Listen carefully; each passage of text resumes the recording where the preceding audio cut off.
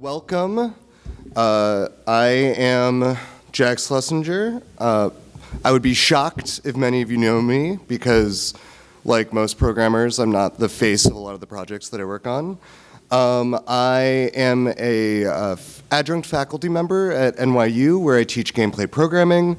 I've worked on a lot of in-progress and release projects, and one of which this is my shameless plug, you can come play downstairs at MIVS during this MAGFest. I usually lecture with like a whiteboard and I write stuff on it, so sorry if I start to get up and I'm like, oh, I can't write something for you. The first question is, what is collaborative coding? I have been trying to develop a programming framework that is useful for doing gameplay programming.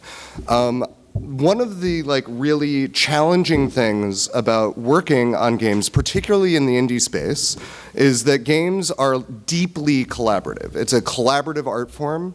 I come from musical theater and performing arts before I kind of got into programming, and I thought that that was the most collaborative art form that existed, and then I was so completely incorrect.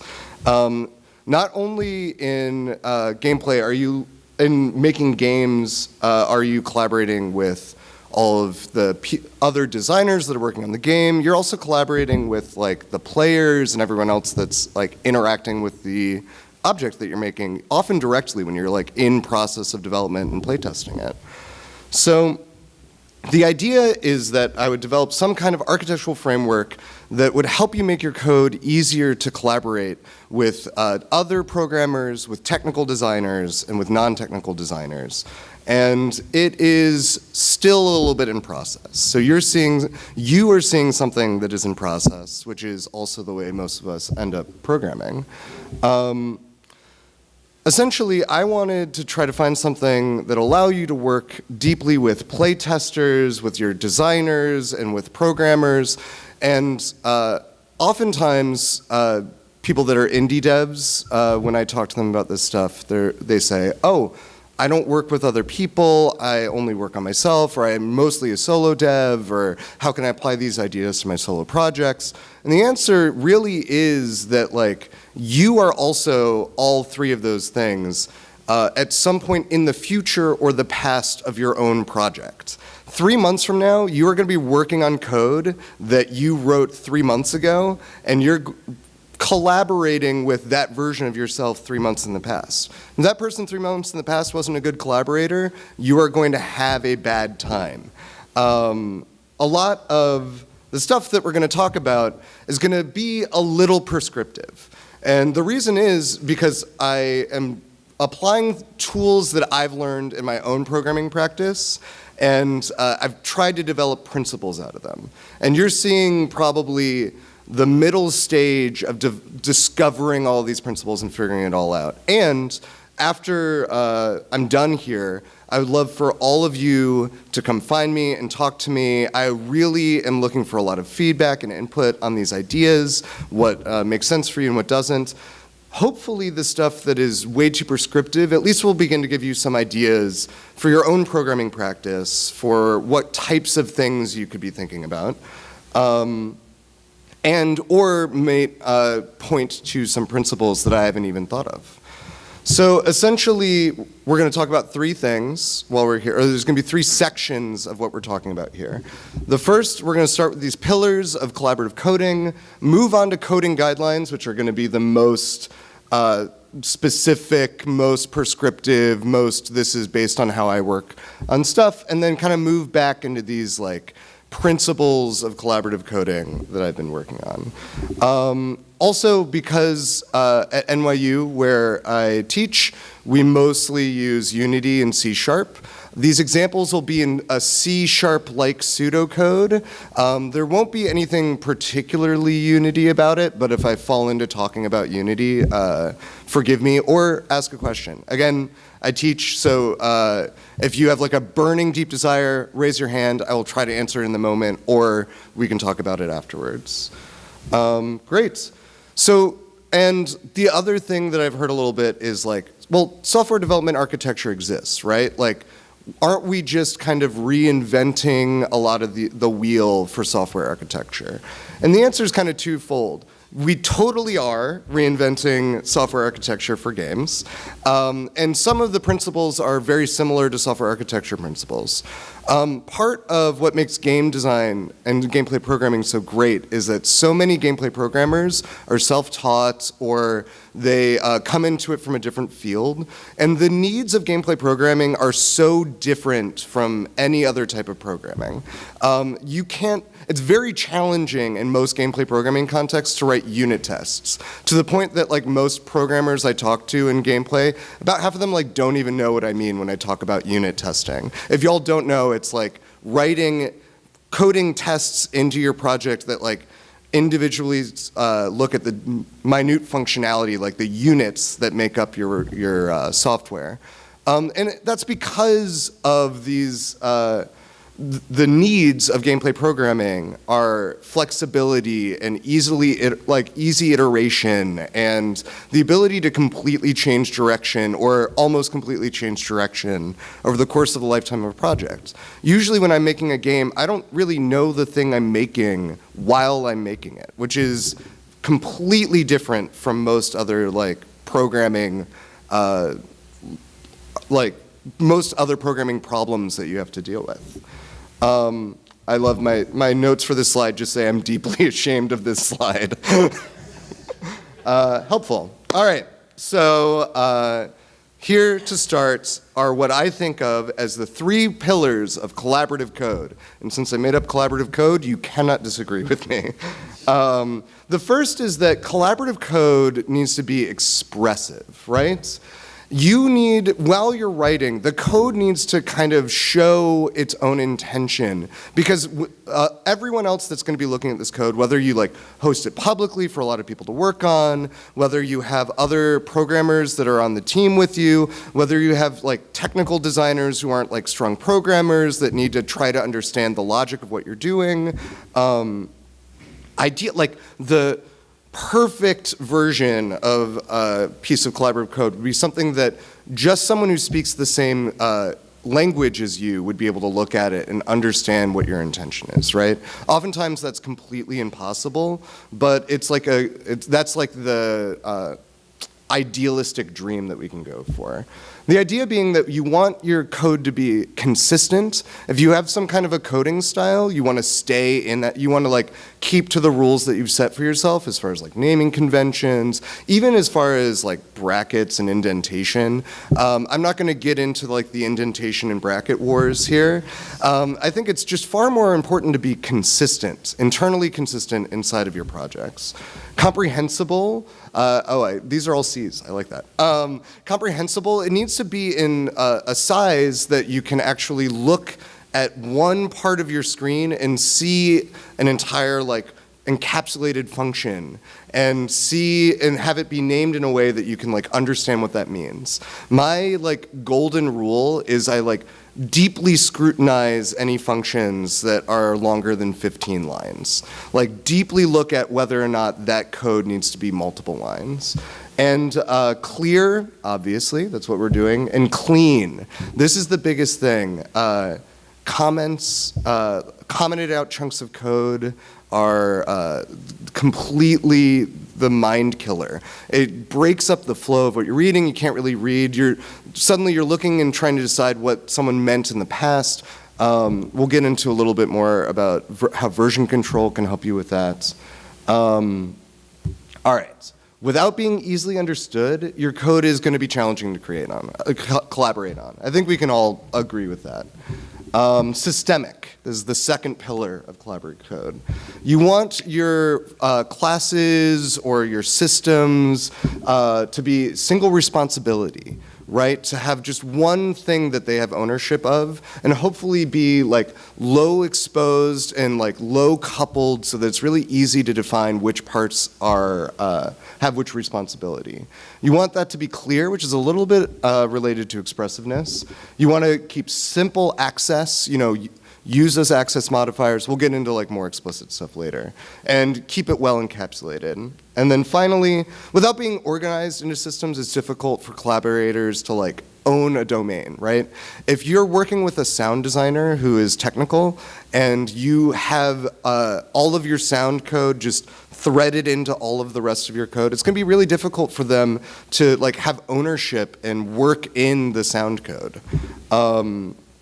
And then finally, you want it to be flexible because games change direction as you're moving through the process of creating them.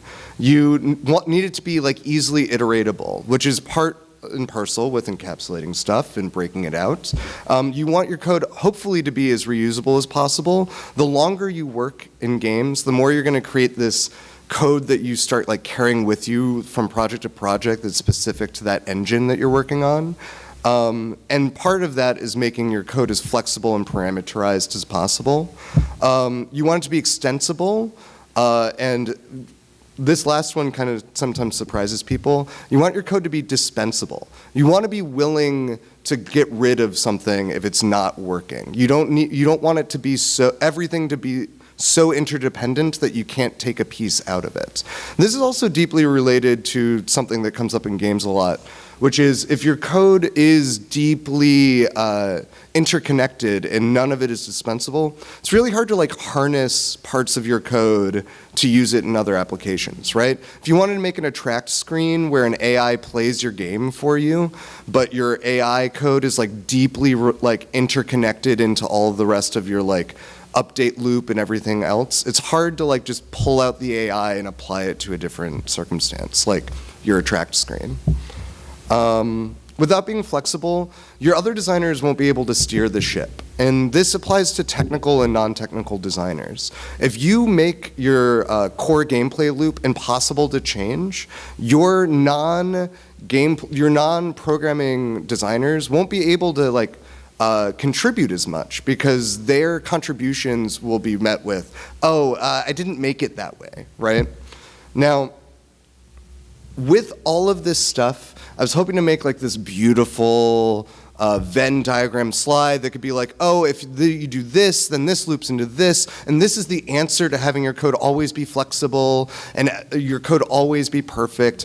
And in actuality, that's just like not how programming is. It's not how gameplay programming is. It's like this constant struggle where you want things to be done as fast as possible, and you also want them to be as clear as possible, and you also want them to be as reusable as possible.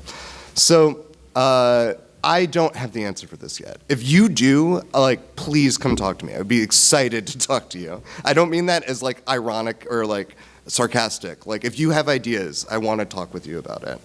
Now we're into the more prescriptive part of the talk, which is going to be coding guidelines for collaborative code. This is more generally stuff that really works for me as a programmer. It will be prescriptive. It may not work for you and your teams, but hopefully it's going to give you some ideas of what things you might want to focus on in your teams.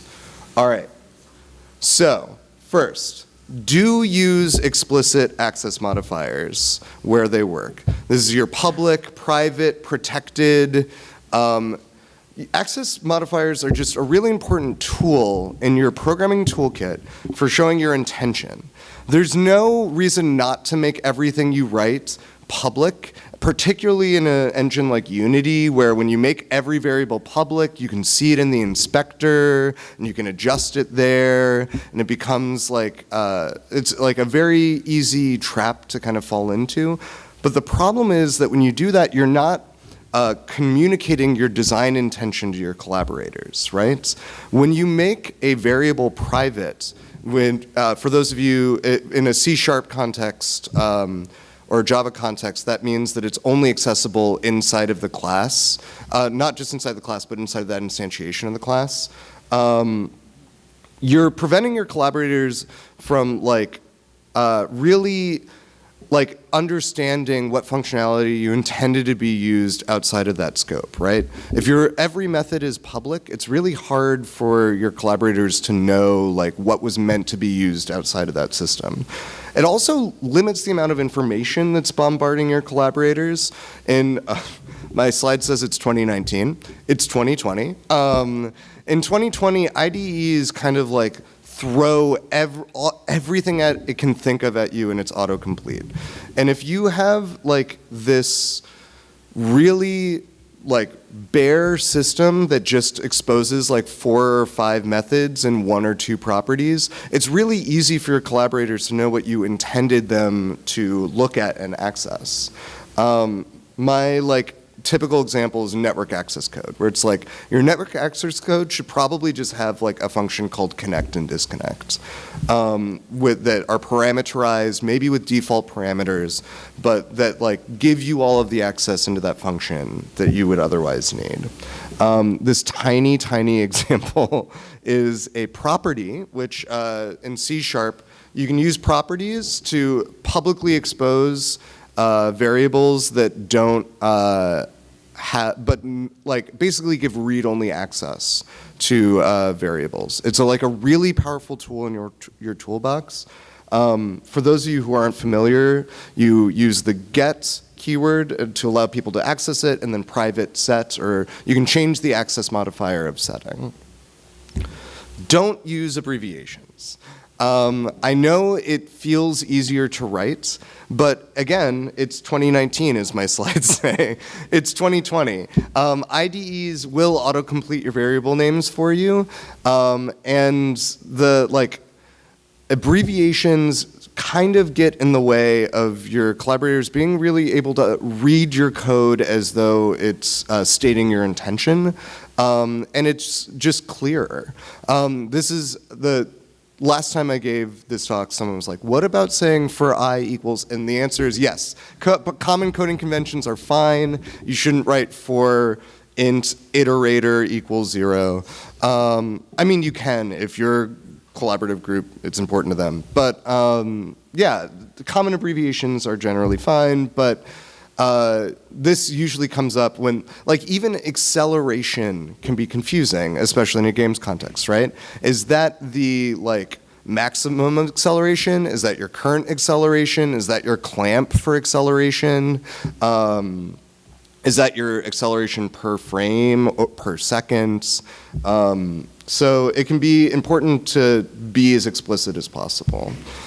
So naming can be very tricky.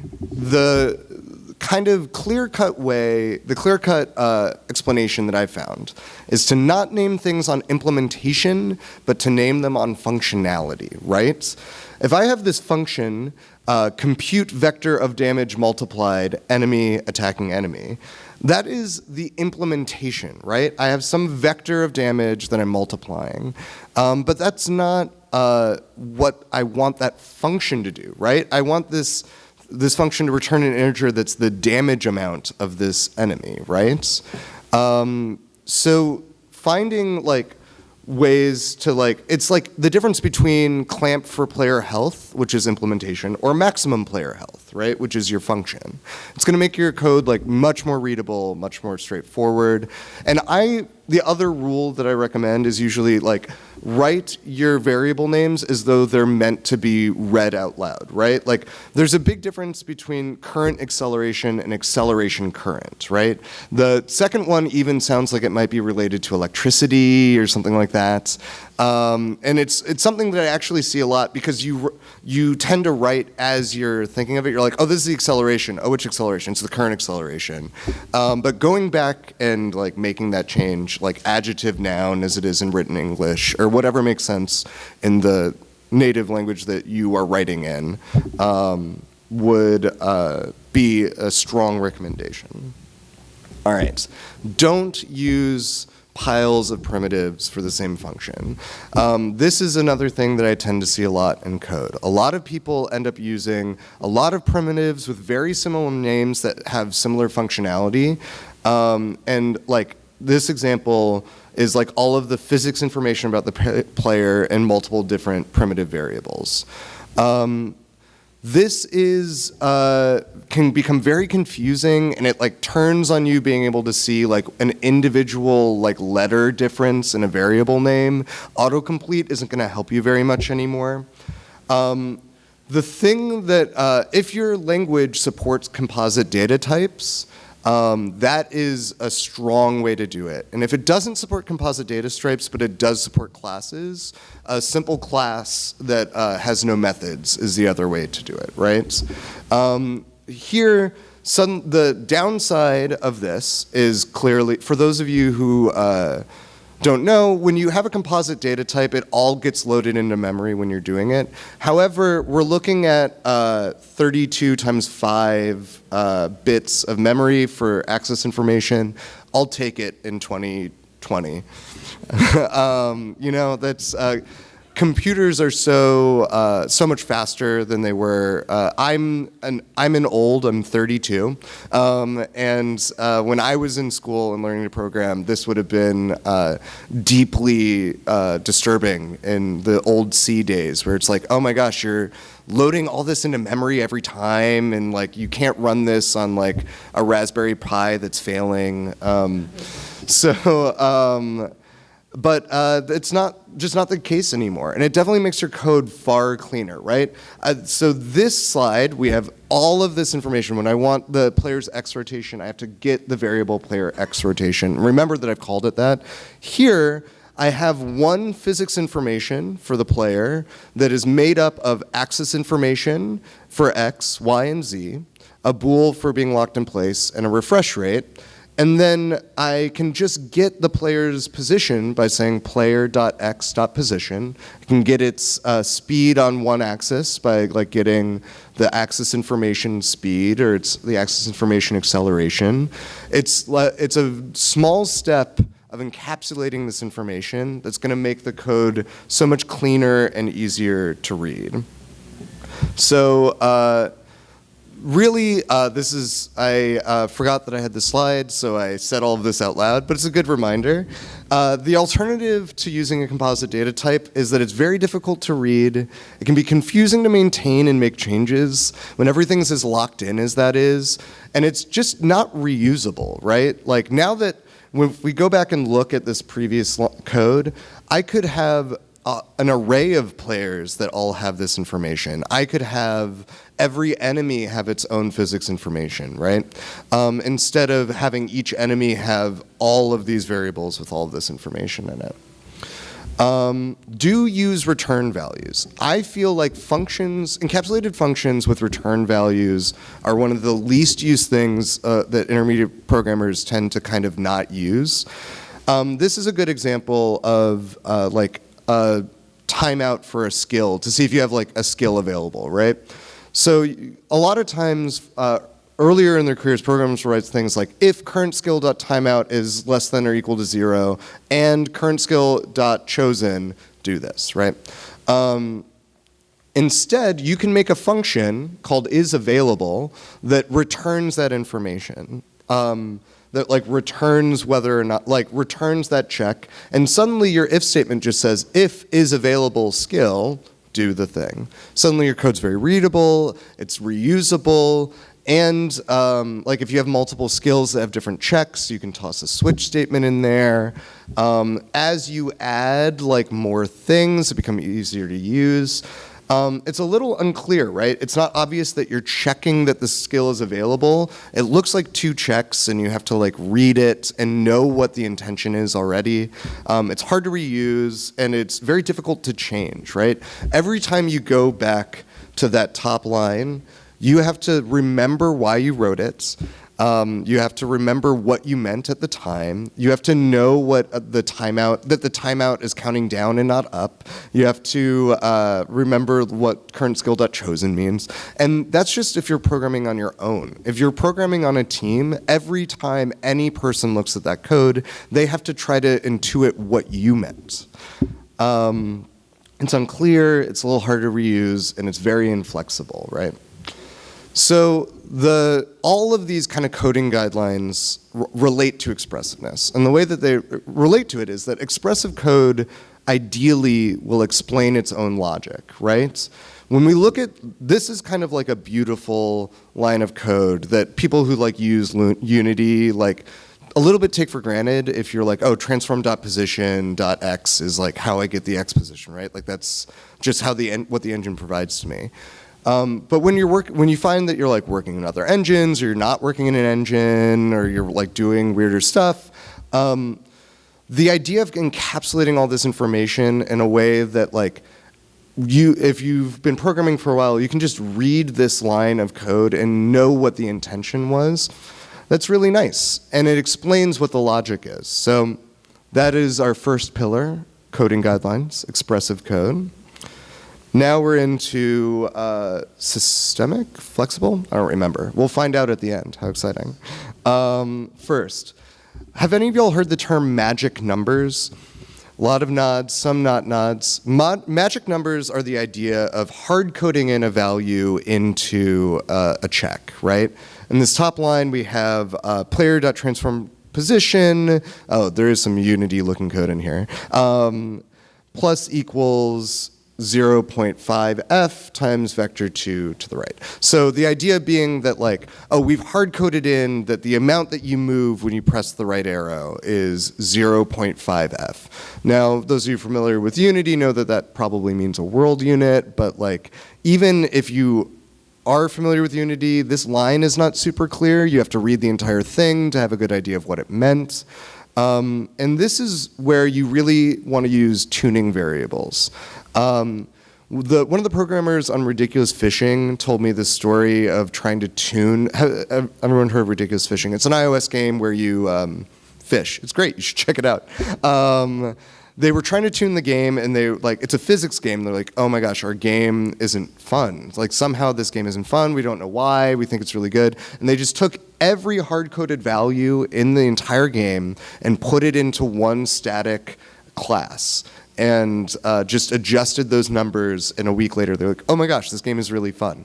And you can, what I took away from that and took into the future is that, oh, I should always leave all of my tuning variables at the top of each class. Like make a constant variable for it so that it's like really easy to see. And now when we look at the same line, there's no difference in like meaning here. They'll compile the same. But now I see, oh, player transform position moved by player speed to the right. Oh, okay, right, that's what that meant. So it's not like the 0.5 is like a special fix for this platform or something like that. All right, don't repeat code. This should, anyone who's like done a little bit of software architecture reading has heard this over and over again, right? This is something that I see a lot. I see attack close, attack 2 away, attack 3 away. We just repeat the same method over and over and over again with like almost identical code that are slightly different. The way to solve this is to get a parameter in there, right?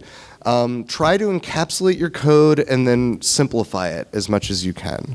So like this code is a little bit more difficult to read. You have to like go through it, but it doesn't imply that there's like 2 different types of code for attacking close and attacking far away. Instead, we just have a for and a for each loop, and we call attack on each of the tiles.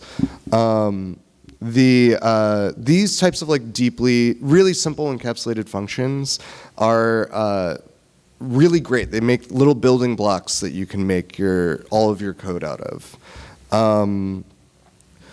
This is, I'm very anti-nesting. If I could get away with never having curly brackets in my code, I would be the happiest person alive.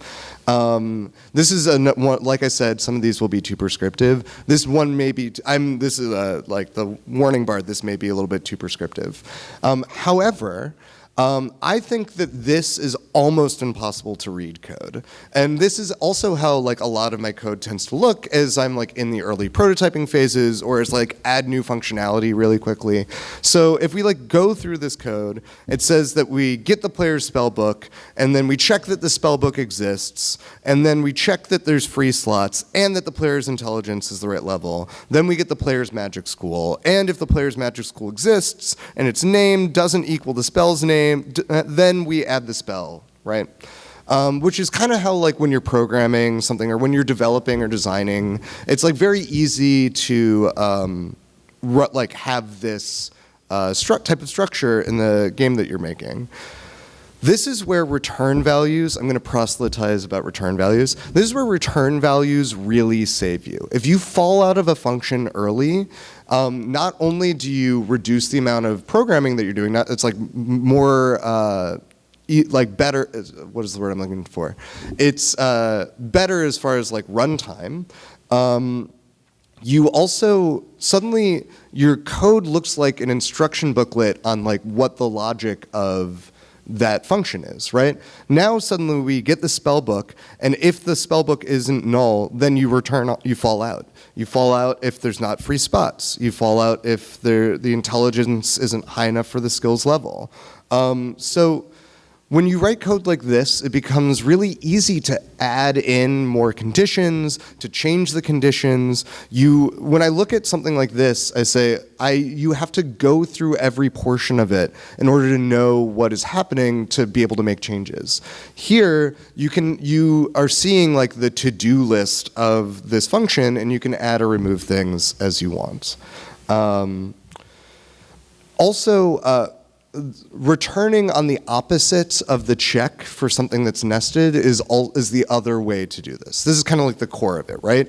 If you have like an attack function, and I'm realizing how violent a lot of these are. I'm going to go back through and redo these. And you check if someone's holding a weapon, then do everything inside the function. The answer is to check if they're not holding a weapon, you fall out of the function, right? This was kind of this was a discovery that was a little later in my programming career, and I wish I had discovered it earlier. It's maybe my favorite thing. I will talk about this with you for a long time. I'm a very boring person, but I'm not fun at parties. All right, flexible code makes iterative design possible, right? This like tuning variable makes it really easy for you to adjust and change your code and like tune it as you move through the game. All right. Do use single responsibility functions. My test is the simple sentence test, right? If I can't describe in one sentence, in a simple sentence, what a function is doing, there's probably too much happening inside of that function that I can encapsulate into smaller functions.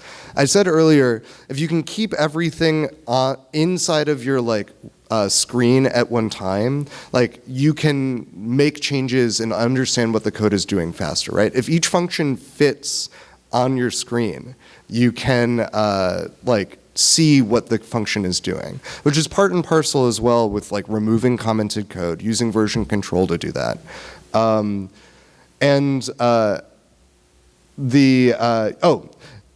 this is part of refactoring. You want to refactor your functions and small functions. And I said earlier, 15 lines. My platonic ideal is 10 lines usually. And it makes it like, this is like a systemic idea, but it also makes your code much more expressive. If you're breaking your code into functions that have clear names, suddenly your higher level functions just have a list of like what's happening inside of them, like in the function calls. Do create a prototyping kit. This is one of the things I wish I had known earlier while I was programming. As you are making your games, you will come on systemic code. It tends to be like very engine specific. Like if you use Unity a lot, and you've ever tried to like add something to the x axis of a vector and realize that you have to like make another vector and like change the x value in it and then set that value into the vector, and it's driven you crazy. Make an extension method for that and like just keep that in a script and carry it with you into every project. You'll start making things that are easier for you to use, which will be easier for your collaborators to use, and also like clearer as far as what your intention is. Like audio tends to be the thing that's really engine specific. Integration with like specific engine functionalities. Animation code tends to be really engine specific. And also like developing like really specific common game design specific classes. Like I have like a generalized selector, because like every game I ever make, I like always have to like have people choose from like multiple things. So I have like a generalized thing that takes in a delegate that like does an action on success and on failure, and like takes in a list of type generic things. A type generic shuffle bag is really important. Like an easing library that you like, that makes sense to you. Implementation of a type generic state machine. Yeah, most everything. If you're not familiar with gameplayprogrammingpatterns.com, go there. Swim in those waters. This person wrote a book and then released all of it on the internet for free. You can go read it for free. I recommend supporting them because it's really well written. It's really good. But if you make a version of everything in there for your preferred engine, it will like deeply make your coding experience a lot faster. Systemic code travels with you from project to project. That's an example from the last one. I didn't update this slide, but the text is true. All right. Now, finally, we're on to the principles of collaborative code. These tend to be things that when students would come and like ask me specific questions, I would like find that I was saying the same phrases over and over, and I started writing them down, and now I'm gonna share them with you. Again, like I said earlier, if you have ideas about this, if something really clicks with you, if something completely doesn't click with you, I'd love to talk and chat about this with y'all. All right. This is the one that actually started this series of blog posts in this talk in general, which is someone came to me with, they were making a clone of an Atari basketball game or volleyball game, and we were like going through their code, and I was like, oh, where's the score in your code? Like, and they said, oh, I don't know. And we were like, started going through their code, and we were like, oh, it's held in the ball class. This is really like the single responsibility principle, if you're familiar with software architecture design principles, but applied to games. Like the ball of your, when you're making your game and you're going through your code, the ball should really only know about how to be a ball, right? How to be pulled by physics, how to bounce off walls. That's about it, right? And this is like a very specific example that can be more generalized, right? Your audio system shouldn't know anything about what achievements the player has gotten, right? Even though sounds happen when achievement happens, it doesn't make sense for your sound system to know even that the achievement system exists. It doesn't make sense for your every enemy to like understand that like what level they're on, right? Unless it's like deeply important to your game that like the enemies know about the level and can like choose to like try to win to go to the next level or something like that. Once you start encapsulating your code like this, it becomes a lot easier for you to like give your animator, oh, here's all the animation, all the like visual code. Like this, you can like add things to this and like change stuff in like this domain, right? Prototype as quickly as possible, and then when it's fun, rewrite. This is a great, oh no, the link I clicked on the link and it got, too dark. Monkey User is this like programming comic person. There's two sides of this coin. If you focus on making really expressive, collaborative, systemic code from the very beginning of making your project, you might not ever actually make your game, or the making of the game might go so slowly you'll lose steam and you won't be excited about it. Make the game as messily, as quickly as you possibly can. Get all your ideas out there, figure out whether or not this is a game that you want to keep working on. And once you know that it's something that you're going to want to keep working on, go back and rewrite, and keep rewriting. One of the things that I feel like I always give as advice to people is go back and rewrite your code. Invest that time. It'll save you way more time down the road, and it'll make your code easier for your collaborators to work on. Take control of the life cycle. Most game engines, this is Unity's frame life cycle, what happens on each frame. most engines try to kind of be a little prescriptive about when things happen, but then like remove some of that control from you. The example for Unity is that if you're using a mono behavior, you can put something in updates, but you have no control in which order those updates happen, right? And if it's important to you that your like selection, your input method happened before enemy logic or something like that on each frame, you should take control of that. And one of the ways that you can do that is by writing your own initialization and your own update loops and calling them explicitly from a single place. Short and wide inheritance trees. This is a controversial take, I know. I've found that short and wide inheritance trees are much more flexible and suited for game design. Having one thing that is like skill that a bunch of stuff inherits from, as opposed to having a lot, like a really deep nested inheritance tree, is not as good of a use of inheritance in a traditional sense, but in gameplay programming, it's often a lot more useful to have fewer things to override and more specific use cases. It makes your code a lot more flexible and a lot more easy for like when someone says, oh, what if the fireball thing actually also teleported you? And like did multiple activations, or like it has instead of cooling down, it uses up its ability, and you can only it's a consumable skill or something like that.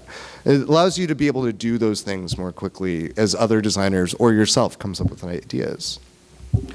Use simple parameterized functions as building blocks. I kind of drove this home a little bit in the programming part of it. This is DRY, or don't repeat yourself, if you've done other software architecture stuff. But really thinking of your code as Legos, I think, can be really useful as you're starting to develop this. If you get these like monolithic functions, start saying, oh, what are the component pieces of this? How do I break this down? How do I work with it? Again, a very controversial take. Please forgive me. Composition is more flexible than inheritance. Who here is familiar with like composition as a programming technique? Who here is not? This is going to decide if I talk about it for 4 minutes. So if you don't know, now's the moment. Okay, it was about even, so I'm going to talk about it for 3 minutes. Composition, inheritance we're all familiar with. It's the idea that you have some kind of internal hierarchy where things inherit, and it's a unidirectional graph that goes from top to bottom, and everything extends the thing above it, right? The idea of composition in programming is that you describe functionality and you assemble component classes out of this functionality. This is Unity works on an entity component model, so you may be slightly familiar, like every mono behavior is a component, which is part and parcel of composition. But when you're making games like this, you can do this yourself. If you make a skill or like attribute class, and you make your enemies have a list of attributes that you can apply, suddenly you can have things like flying and walking and swimming and talking that you just assemble together. The reason why inheritance can be difficult is if like you are trying to describe behavior and you end up with things that are like mostly different at the bottom, you're going to be overwriting and making special cases all the time. I think the like typical example people say is like a vehicle is a thing that has wheels, and then you make it like a car, and then you make a motorcycle, and a potted plant is something in your game that like takes in light and has chlorophyll and turns that into energy, and then you want to make a car that like has a chlorophyll paint that takes energy from the sun, and suddenly you're like rewriting code that's in 2 places, and also like you're like potted plant on wheels never really works the way you want it to. Instead, if you just have like photosynthesizing for energy and accelerating on wheels as like 2 components and you just give both of those components to an object, suddenly your game is going to be much more flexible. For those of you who have heard of ECS, or the Entity Component System, you've heard whispers that it's coming to Unity. There are people that I 90% agree with, who think that like this is going to be the new thing. Like we're not going to be doing a traditional update loop pretty soon. In like 5 years, everything's going to be an entity component system. I don't know how much I ascribe to that. Apparently 90%. But it's useful to start thinking in this context now if it's going to be the next programming paradigm. I found it super useful in my programming, basically to use both. Inheritance allows polymorphic behavior, and it's really like simple and convenient when you're like creating stuff initially. The problem is that like as your game develops and grows and like you have weirder different constraints and like things that you're trying to do, it can become really complex or clumsy, and like you end up overriding behavior at the bottom of the tree.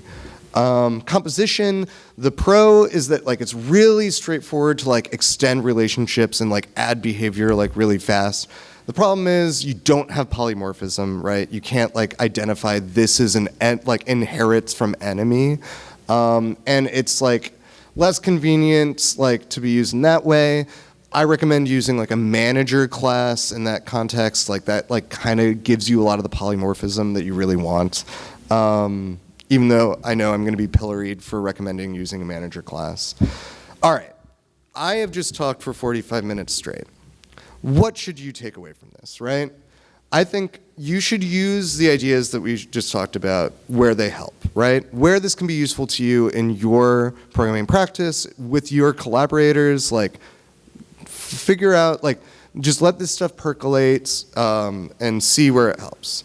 You should develop your own coding standards. I think a lot of us do this implicitly. We don't like really think hard about it. I think treating yourself like, I'm going to say, this is how my naming conventions, this is my bracketing conventions, this is like where I think the lines are as far as like creating properties and doing tuning and like what classes should have ownership over what, and then being flexible about it if you're working on another team, right? But being very direct and specific about it for yourself will mean that when you revisit your past code, you'll know what you intended. Or when someone else is working with your code, you can tell them how you like to work. Talk with your collaborators about what works best for them. This is something basically everything in these slides are born of doing the wrong thing too often, right? I have made the worst, messiest code that is difficult to collaborate with and difficult to extend and not flexible.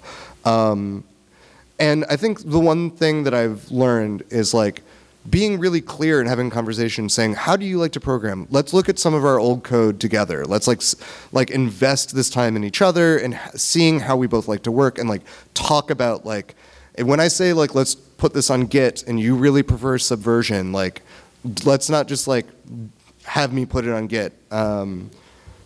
Stuff like that. Finally, don't try to make your code perfect. This extends the whole life cycle of a project, right? Especially at the beginning. I think the thing I do is I start writing systems instead of making a game, and then I like don't make a game fast enough. Don't like focus in on the architecture above the game itself. The thing that I'd say to a lot of my students is your favorite game has probably the messiest code that was ever made, right? Because people weren't really thinking about like gameplay programming architecture even 10 years ago. There was like not really like, it wasn't like taught at a university level. And like a lot of your favorite games are probably indies. So that would be my recommendation. Don't try to make it perfect. Don't try to perfect your workflow. And don't set out to create anything that is one size fits all, right? That said, when you do, keep it with you. Put that in your prototyping kit. Carry it onto the next project. And you know, finally, you want to try to like focus on expressiveness, system design, and keeping your project flexible, right? I want to talk to every person in here. I've recorded all of your names now. But please come talk to me. I would love to hear your thoughts about this stuff. This is very much in development, and I want to have you all be my as my playtesters, help me make this better.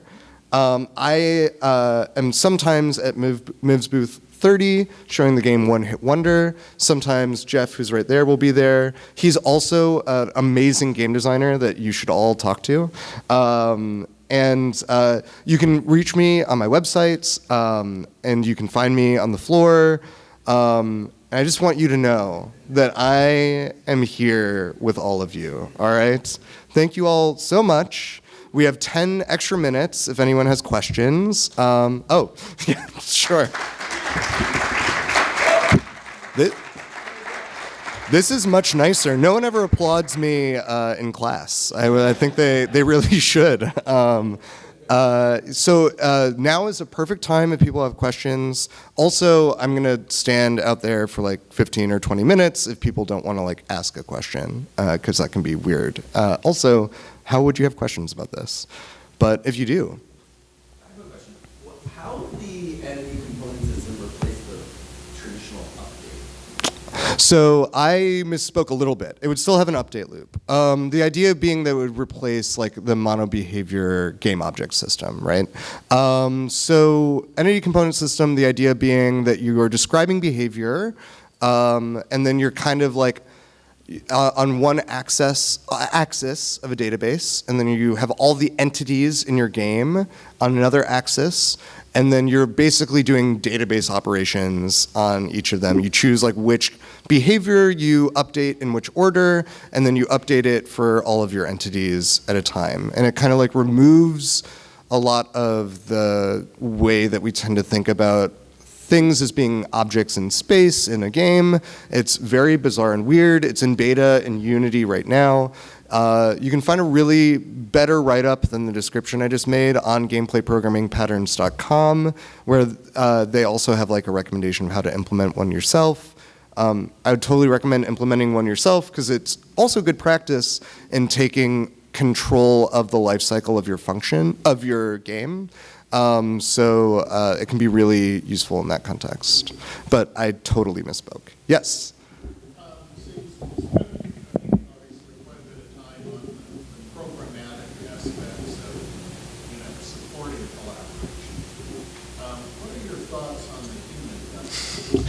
Yeah, I think the biggest thing is talking to your collaborators as much as you can, almost too much, until they ask you to stop talking to them. I think communication is key because it's a relationship, right? And when you're making games in particular, depending on the way that you make games, it may also be a business relationship. So talking, and even if you don't think of it in that context, that was something I kind of learned along the way, making that like you view it as an artistic practice, which it is, but you're also creating like a cultural object that's going to exist in the world. And we live in this horrible capitalist hellscape, which means that cultural objects are also business objects. So knowing what your collaborators feel about that, talking with your collaborators, version control is, let's see, I totally had this talk could have been way too long. Version control is a really key part of collaborating. It's not just for going backwards when something goes horribly wrong. It's also about like showing your intention to your collaborators, keeping them kind of updated on what you're doing, if you use branches well. And I think also there's a lot of like really good frameworks for collaborative development, like Agile and Waterfall and pair programming. I think that I've found a lot of success in Agile programming. If you're not familiar with it, the idea of creating a user story, like I want the player to do this. I want the player to feel this, experience this. I want my like the view, like a person watching a player play the game to feel this way or see this. And then breaking it down into like component things that you can like work on, and then assigning them to different people and talking about it for 10 minutes every day. Yeah, I think the real problem for me as a programmer will often be that I don't write my code in a way that is easily read. And so I always go back and try to rewrite my code so that it is easier for my collaborators to like work with it and read it. And something that I have been working on a lot personally is just to really slow down before you say something about any part of anything you're working with anybody, because it is an art object as well as a cultural object. And when you're talking with your collaborator about an art object that you are making, it is deeply like personally emotional for them probably. Yeah, so that would be some advice.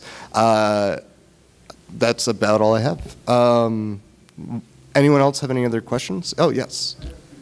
Great.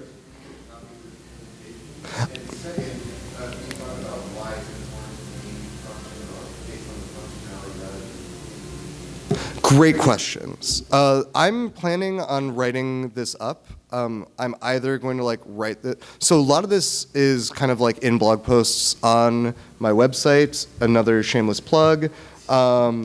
A lot of like the code examples are pulled directly from there, so like you can see them directly there. I'm planning on like doing what I just did. This is going to be on YouTube. I'm also going to like try to make my own like cleaner version of it where I don't say and ah as much. Let's talk. I definitely am planning on writing this up, and I could get your email and make sure that you get it as soon as it is on the internet. Your other question was, why is it important to name on functionality as opposed to implementation? This is a really good question. I think it's because it's an expressiveness concern, and it's because when you are, the implementation of something is how the computer understands what the functionality of this object is, right?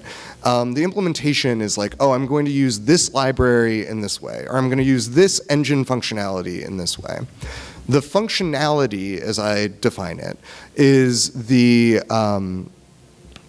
the logic, the game, like the designer logic of what this function does, how it functions in your game, what it means to the other systems of your game. And so when you name something based on implementation, you're depending on the other people to understand like what algorithmically you're intending, and also like to understand the engine at a very deep level. And in games and in life, you're going to probably be programming with people who don't have the same, not like a lower or a less understanding, but just not the same understanding of the engine as you. Like if you work in a modern engine, there are likely like 30 different ways to do the thing that you want to do. And so if you describe it based on functionality, it'll be easier for your collaborators when the IDE autofills it, and for you to like understand what was going, like for them to understand what was going on, and for you in the future to understand what was going on. It also like gives your code this like kind of English language-esque look. Trying to find like a good example, right? So like if is available current skill, do like something inside of that if statement, right? So I feel like it's kind of like an expressive thing. Again, how much this works for you, who knows? I think we have time for maybe one or two other questions, if anyone has more questions. Yes.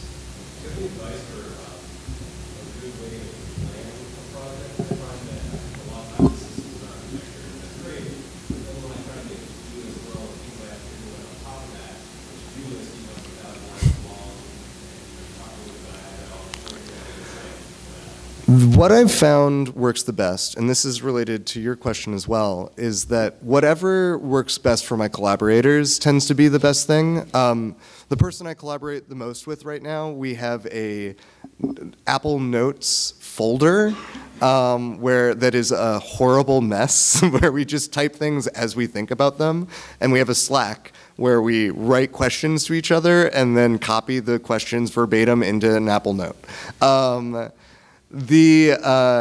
We've developed like a lot of shorthands because we work together a lot, but I would never recommend that to anybody, right? I've used Trello on projects where people really love Trello, and like it works until everyone stops using the Trello, right? I think the way that I tend to try to do it is rather than like I have this like long Excel spreadsheet or a Trello or a list or a Google Doc that has all the things I would love to be in the game, but that's not like my to-do list. What I do is I try to pick one thing that I want input from players on, and I try to make that as fast as I can, and then go back and rewrite it so that it'll be extensible. And like, I try to play test once a week, and so that gives me like a really short deadline, and then I like go back in and realize I've done half of the stuff or in my to-do list, and then I've come up with like another like twice as much stuff, and that's kind of how I tend to work, which is sort of like solo agile development, but not well organized, because I'm not very well organized. You and then you, until they kick us out, I guess.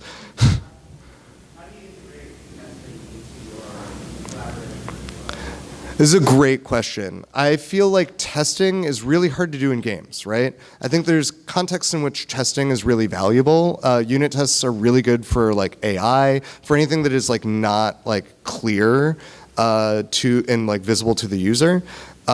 Like if you can't see it while you're playing the game, you need to like know that it's working, right? I found that like NUnit framework can be really good. I tend to like write these really small encapsulated functions, and then I like test those functions. It's like based on the Lego blocks idea. If it's the fastest question, I will answer it. Otherwise, okay. Oh my gosh, it is called Fira, F-I-R-A code. It's in JetBrains Writer. Fira code has ligatures, so you have all these like, oh wait, no, this is maybe in Sublime Text. I think it's just the basic Sublime Text, actually.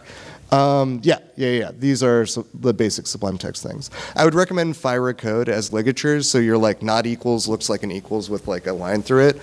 Oh my gosh, it's the best flex. Like everyone you collaborate with will be like, oh my gosh, this person's a coder. All right. Well, thank you all so much. I'm gonna like stand right there for 15 minutes and answer questions, and then I'm gonna sprint to my booth and show my game. Thank you all so much.